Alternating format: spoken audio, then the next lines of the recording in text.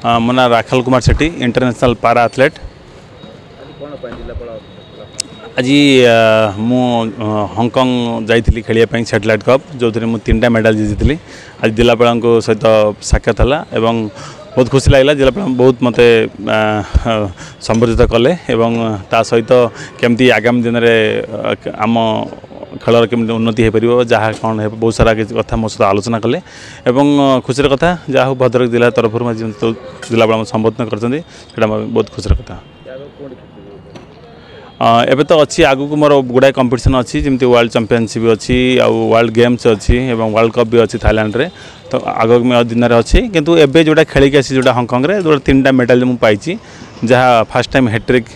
प्रथम भारतीय हिसाब से हैट्रिक मेडल पाई मु इंटरनेशनल स्तर में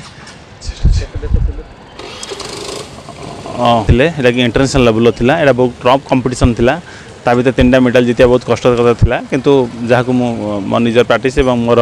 कोच जो कोचिंग जहाँ भी फैसिलिटी मिली से हिसाब से मुझे भल रिजल्ट कर